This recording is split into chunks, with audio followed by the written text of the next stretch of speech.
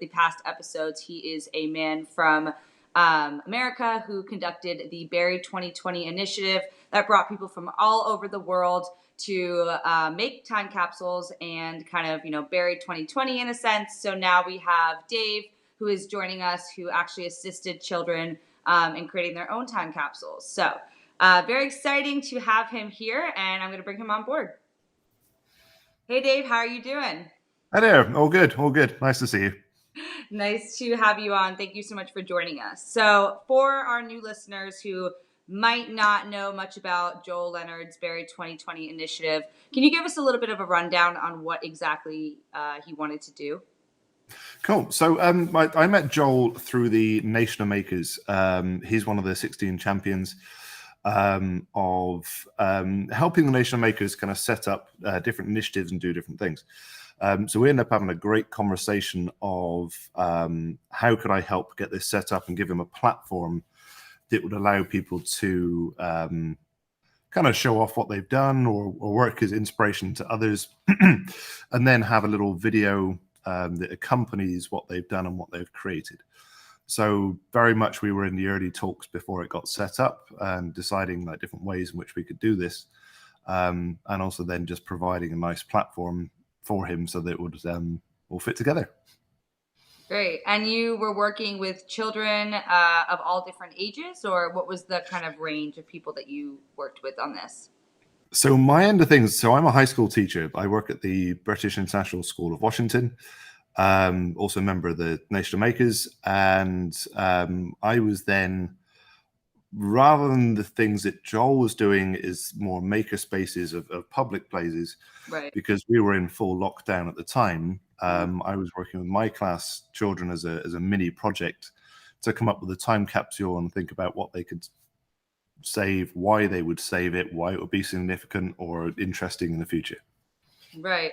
And what did these children, choose to save? What were their impressions of this project? Were they receptive to it? So our younger ones were really enthusiastic. It was an interesting topic about how life changes and what the significant amount of time frame is. So I'm in my 40s, so 4 or 5 years is not a big jump. If I go back 4 or 5 years, not a huge amount has changed in my life. But for a 12 or 13-year-old, 5 or 6 years is an entirely different body shape and size, school, interest, intellect, and the whole world of friends and everything else is completely and utterly changed. So for my younger ones, that would be my sort of grade 6s or year 7s, their opening point was then going to be at the end of high school. So, sort of 17, 18, because that's such a significant change in their life by that point. My slightly older ones, like the 14s, 15s, we were then looking at, okay, well, at the end of university. So, maybe when they're 22, 23. And then from my older ones, obviously then looking ahead to, would they be in their 30s maybe? Right. So people usually chose to open them like 4 or 5 years down the line. Was it a set opening date, or were everyone a bit different? Most people went with the suggested time frame. Being that we work in an international school, one of the big factors was the amount of time that people move around. Right.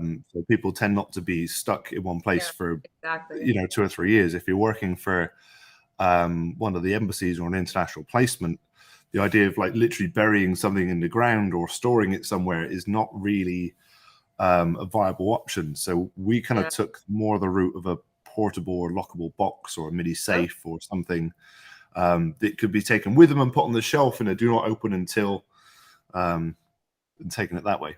Yeah, I actually went to the American school in London when I was younger. So, yeah, Cool. so I totally understand kind of moving around a bunch doesn't make much logical sense to bury it in the ground. But so you just gave them to the students, said you can open them when you're ready, and they kind of went on their way.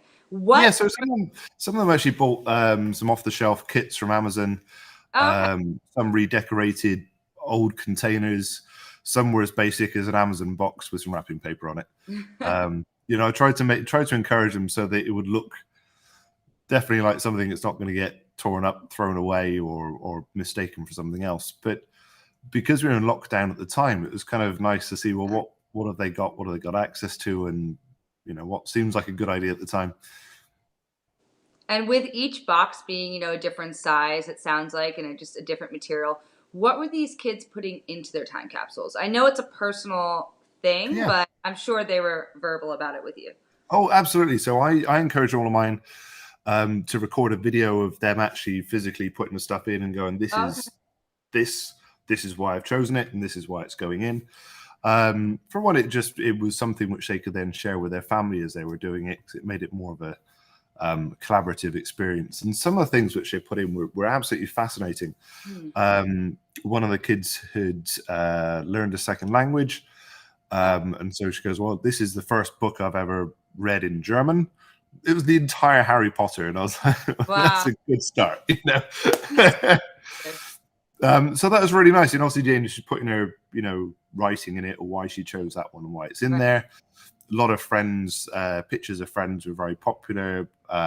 Pictures with their pets and dogs, where they were, and obviously because of the nature of moving around quite a lot, Right. I encouraged a lot of them to take photos of where they currently were at that point, themselves and various other stuff of, well, this is my room at the time, because that's going to change. What you have your bedroom decorated when you're 13, 14 is going to be very, very different to your university, Yeah. Yeah. dorms. And did they have any challenges putting this together? I know it could be a lot sometimes.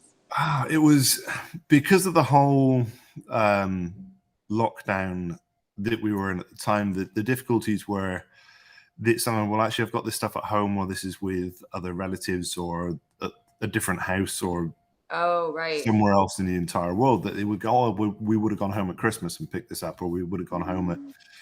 the summer, and this is what I would have put in there.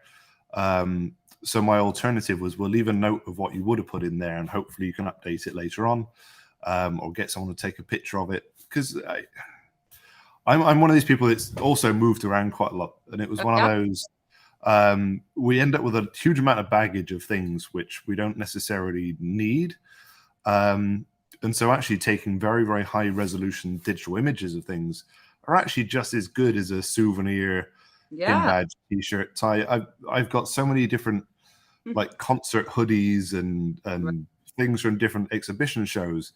Well, I really like them, but I'm never going to wear them. So a picture to me is just as good. Yeah. So that figured, or was a much bigger part in it as we developed it as a project than I initially thought it would be. Yeah, no, definitely. I am also someone who's moved around quite a bit. Growing up, it was 11 times between 3 different continents. So I just Whoa. accumulated so many things. And the thought of like making a time capsule, like a physical one, is just not even, it's so Hmm. overwhelming. But pictures are something that I'm huge on. So I noticed photography is a big part of creating time capsules. And then people also choose to put, other personal factors like face masks people chose to put in for the Berry 2020. That was a big But one. Yeah. yeah. Did you guys have a lot of like, because you are a teacher and you're instructing this, did you have them sit down and kind of write letters to their future selves just to put it into more perspective? Yeah. Yeah. So they worked on that one, and also then keeping the copy of the video in there as well. So one of the things I encouraged them, some did, some didn't, Yeah. was to record their video, put it on a USB stick. Obviously, then as an IT teacher, that then raised the question of, well, video formats, and well, Right. what shape is a USB stick? I'm hoping that in 10 years' time we'll have legacy for Yeah. those formats and it will still work. Um, but yeah, I was very, very keen on the digital aspect of what we did at that point. Cool. Um, and as also as well, I tried to encourage them, well, don't put anything in there that you want and you're going to use daily. If you've got your favorite pin badge, Yeah. necklace, earring, well, don't put it in there, because you've locked away something which you would carry every day. So that doesn't add Yeah. up. But a Yeah. nice photo of it in case you lose it, then that's a nice backup. Exactly. So you put the USBs in the box and then Mhm. just hoping that they don't become technologically obsolete as the time That's goes. the hope. Yeah. And Yeah. for high school, I'm hoping that we've got enough time scale to update them if necessary. Yeah, no, totally. And then also because you did it through Joel, it's actually been registered in the International Time Capsule Society on the World Cat. So it'll be there, which is really cool as well. And, Yeah. and obviously they're all kind of scattered amongst the students and they're all very personal to them. But the project will remain remembered for, a long Hmm. time. And then I know we have kind of a huge issue on making sure that time capsules don't get lost. 80 to 90% of them do get lost. If they're Mm. buried in the ground, obviously the weather kind of destroys them. But what did you tell your students? Obviously, these children move around quite a bit. I've been there. You lose a lot of stuff sometimes in the moving boxes. But what did you tell them? What kind of advice did you give them on where to store these to make sure they weren't lost? Somewhere very visual, a top shelf with other things around it, labeled and labeled again, and with everything pointing towards it that says time capsule and wrapped up, so that in any event of moving and things getting thrown around, it was completely obvious. The other one, which for me as a security, was just making sure that it's actually physically wrapped around and secured in some way, so it doesn't get turned upside down in a moving crate Yeah. somewhere or other and everything gets scattered, which happens to the best of us. And also then making sure that everything inside of it was individually wrapped and nice and secure as well, because for one, also just I personally kind of felt the little magic of like unwrapping all the little Right. parts of it was just a bit nicer than just a collection of things in a box. Yeah. But for ours, no one ended up burying theirs, so they were all portable. Um, Yeah. I think our average amount of time as students in our school is around about 4 years. So therefore, pretty much guarantee they're moving at some point. Right. And how many students like participated in this? About 110, I think. Okay. And you were in charge of all 110? Yeah, Oh, wow. I'm busy. Okay, so what was, the most fulfilling part of this experience? I mean, that's a lot of people to be in charge of to put this thing together. Um, so I've always sort of prided myself on knowing students well and kind of, having good rapport and knowing what they like and tailoring all of my curriculum into their interest or allowing their interest to encroach onto my subject. So one of the units of work which I write is interactive fiction. So digital versions of those old books, you're in a room, go north, turn to page 12 sort of things. Yeah.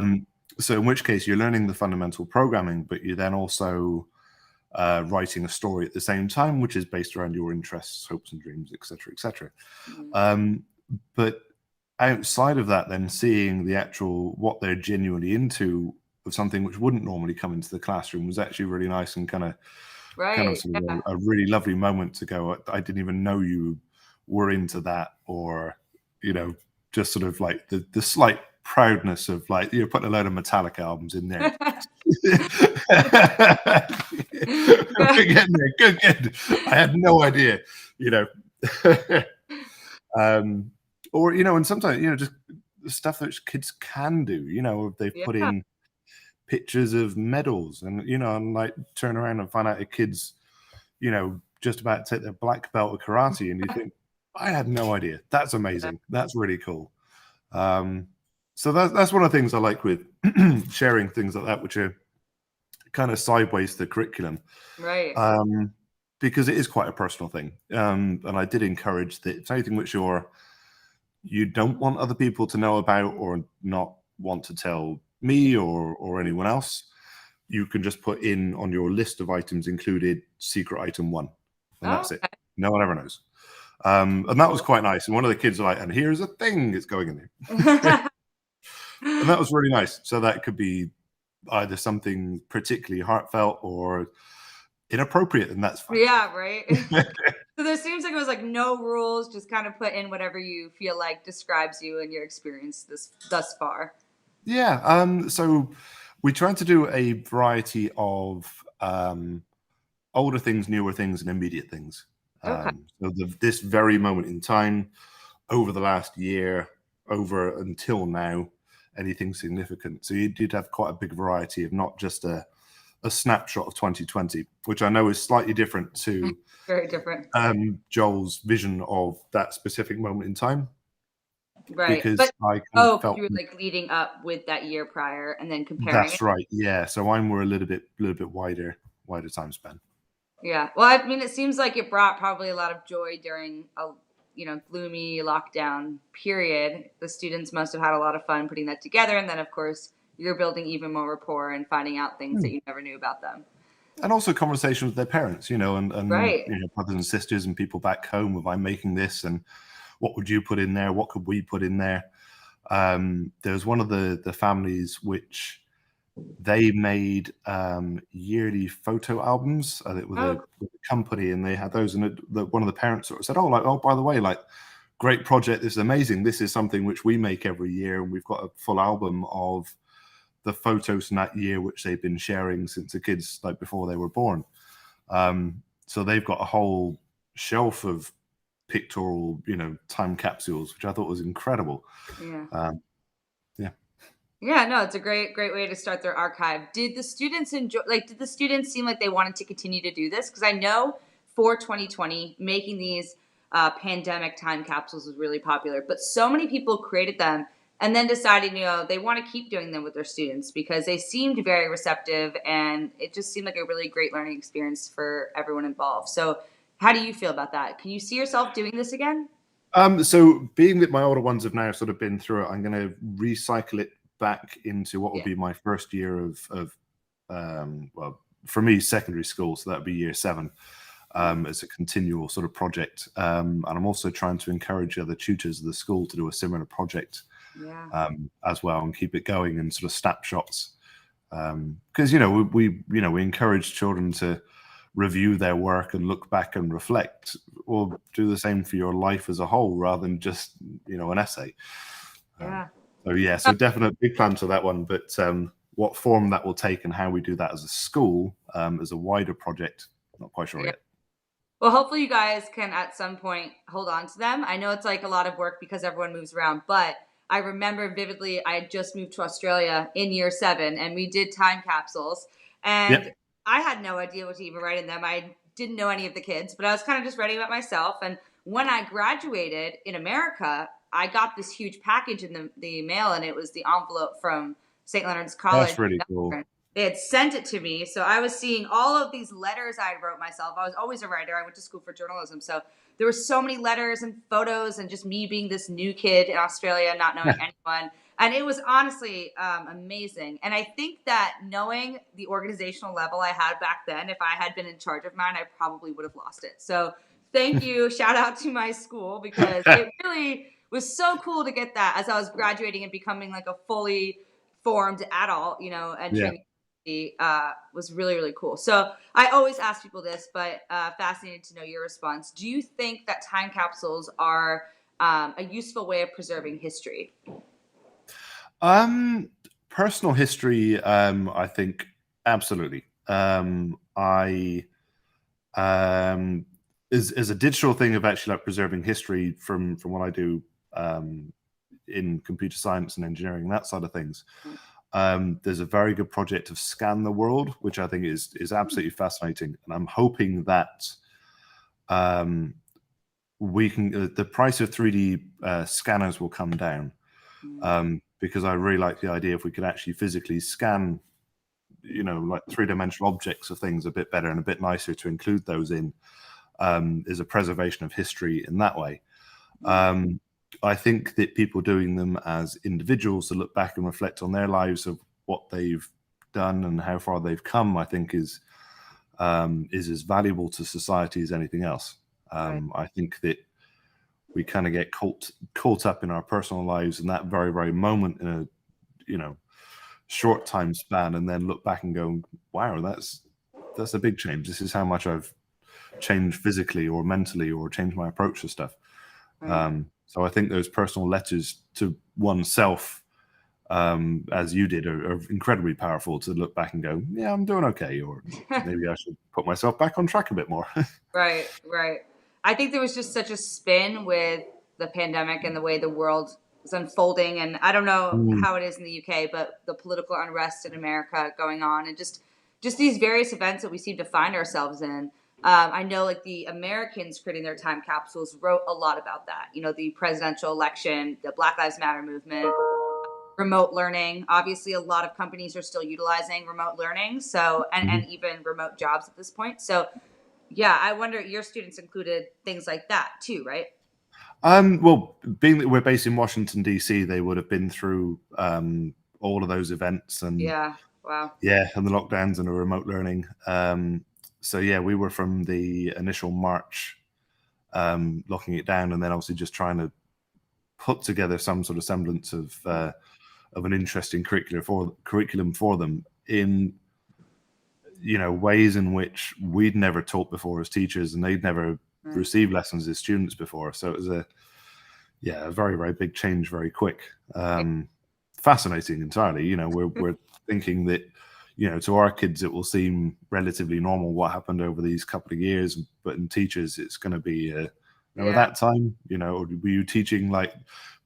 you a teacher before that event or after that event? Yeah, BC before Corona and AC. Yep.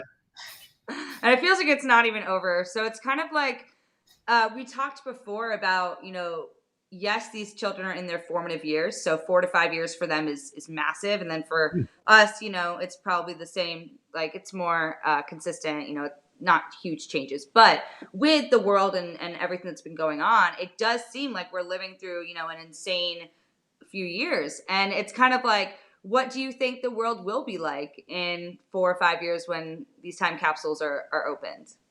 Well, that's the thing of the initial like 15 days to flatten the curve. I know. The first 400 days are the worst of it. It's I don't know. I dread to think. Oh, I do too, but I love to ask that question. I know it's a heavy one, but really, I mean, if this much happened in this short span, like what I wake up and it's, Yeah, 2027, wonder what it's going to be like. yeah. I got my students to kind of reflect on like their personal interests as well quite a bit and see how those have changed and what stayed through. Of what's your favorite piece of music, film? What are you looking forward to next? And those sort of points. I try to keep it as much as for my students to where they were when we were making these immediately hopeful. I was very, very careful not to Inject have into correct. Yeah. So it's all about, positive things and happy things, yeah, because what I was so worried about is that, well, what if this doesn't change? What if, because obviously right. we were in tragic times at that moment then of death rates of COVID going up and up and up. So what I didn't want to do was in any way touch on that Right. to rock the boat with some very, very fragile people at the time. Yeah. So I think that if I was to look at it hopefully post COVID, I would Fingers take a crossed. different approach. Yeah, I would take a different approach to it. Of, well, what do you think Right. 5 years is going to be like? Well, let's look at cryptocurrency prices and say, Right. well, how much do you think those are going to be? Stocks and shares. Well, who do you think is going to be the richest person in the world at that point? Will Amazon still exist? Will No, I love it. And I like that you kind of focused it more around hope and honing in on their personal lives to distract them from the outside world, which honestly Yep. it takes a hit at your ambition and your morale. It's been a long, it feels like I can't even say it's been a long year anymore since we're almost in 2022. It's just been a long time in general. But yeah, I love that because I talked to another teacher. She kind of put it more into them reflecting on how they felt, journal prompts. So to really, bury Mm, 2020 kind of as a form of like therapy in a way, just to kind of, take those steps towards moving forward. So mm, I love how each teacher utilized it differently and kind of put their own spin on it. And it seems like it was like a good experience, a positive experience, which is what we all needed. What do you think? Because you are someone, you brought up 3D printing, you are IT. What do you think about the future of technology when it comes to time capsules? Because there's some incredible companies out there now that can preserve things for hundreds of years, legacy mm. products, yeah, massive. So what have you thought about that? I know a lot of different people have their own answers, but I wanted to pick your Um, brain. so funny enough, that's a really good question. So one of the as a minor like aside to one of my lessons, we were looking today at teaching 3D design. We're using Blender with my grade 10s, 11s. Oh, wow. And I then pointed out, well, if anyone's got an iPhone X11 or 12 or 13, the front face scanner on that is a very, very, very good 3D scanner. Really? So kind of like with mask off and go to another place and come back again. It's a free app, and I had the students then if they have one of those phones or sharing it, actually 3D scanning their own faces No way. What is it around, which is called? really cool. I have So the that's an iPhone application 12. called Scandy Pro, SCANDY Pro. And there's Wow. a free version, and you take your time with it. And so, I look at technology in a, what is it good? Is it bad? Is it indifferent? Is it helpful? Right. Is it a distraction? And so it then sort of hit upon the idea that, well, this is the first time you could probably see yourself as a three-dimensional object, Right. which is a really weird, like, sort of one of those philosophical debates, because if you see, you've very only often seen yourself in a reflection in a mirror, or a picture of yourself, or a video of yourself, which is a two-dimensional thing. So even on a screen, to be able to then rotate around that object to then look around your head as it moves around, and even better when we take that to the next stage and hopefully then 3D print them out. Yeah. Because some, like, who has a sculpture of themselves? That's not a thing. Like, Not the normal the person. idea with this technology and being able to do that, I would love for my pets to be able to sit still long enough to make a 3D scan of them. But that, I think, is technology is increasing for time capsules. I think that having a service or a company or a place you can go to and physically 3D scanning yourselves at that moment in time would be incredibly powerful. And obviously, one of the things which I warn children all the time about is their digital footprint of, Yeah. when you get celebrities or people that have said something when they were 18, 19, 20, and then 10 years later, it's then they shouldn't have said that. That's not okay Right. anymore. Right.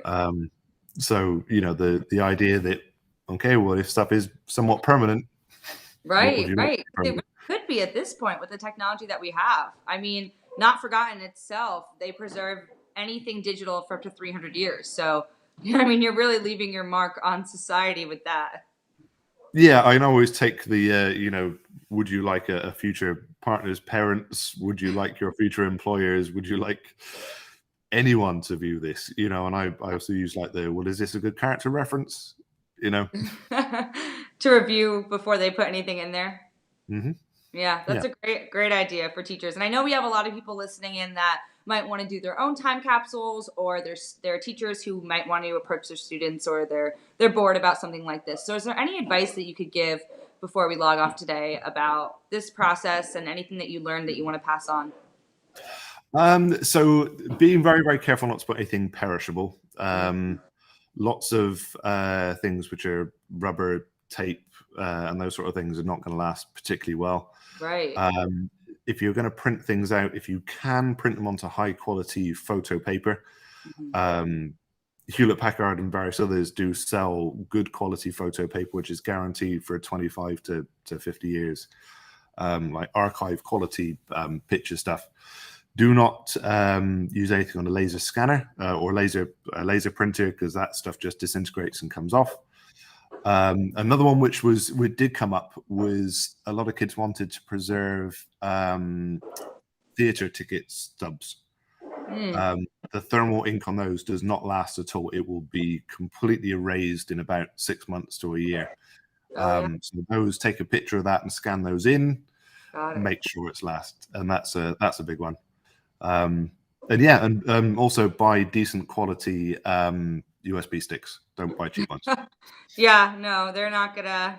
Gotta make sure the quality is good because I don't know how long they'll be around for. I know that Sure. the general life. I don't know if it's across the board, but the last one that I got was about only 3 to 4 years, Hmm. and I was like, wow. So as long as they're investing in quality and making sure that they don't lose the time capsules and putting thought into them, I mean, they should be good to go. Hmm.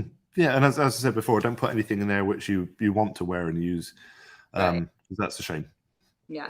Well, thank you so much for You're taking welcome. time out to come on. Really interesting and really helpful for anyone out there listening that want to create their own for their students. And I really love the positive approach to a really challenging year. So thank you again for your You're time. welcome. Anytime. Bye. Okay, bye for now. Okay, so another wonderful episode, and yeah, we've been really grateful to have some amazing guests given to us by Joel. So thank you, shout out to Joel Leonard. Really appreciate the help and the Berry 2020 project. Next week, we have another person from Berry 2020, so stay tuned. And